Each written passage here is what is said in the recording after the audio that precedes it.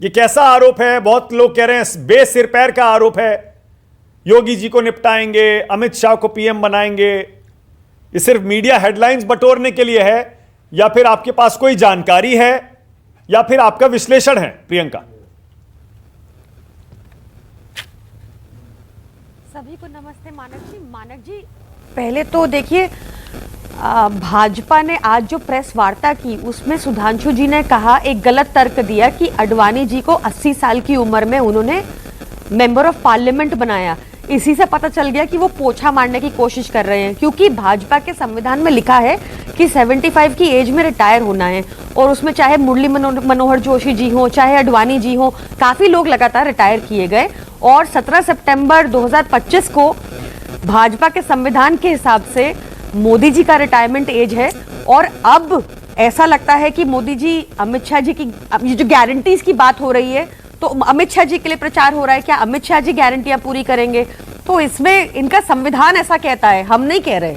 दूसरी चीज, क्योंकि ये भी मुद्दा उठा था आज प्रेस वार्ता में कि जेल के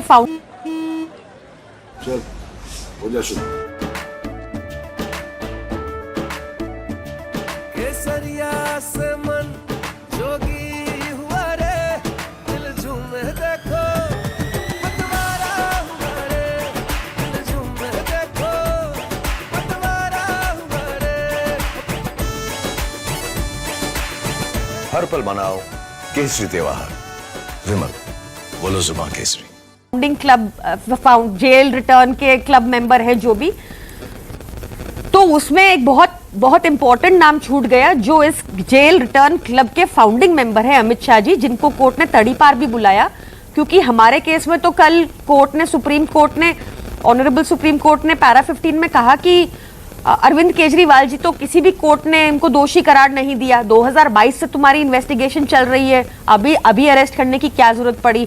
और मानक जी, ये तो है ही ना कि एक पीएमएलए का केस है जिसमें मनी लॉन्ड्रिंग होना जरूरी है। अब बताइए, मनी लॉन्ड्रिंग के केस में मनी नहीं मिला इनको 2 साल से, तो सारे सवाल ही वाजिब है।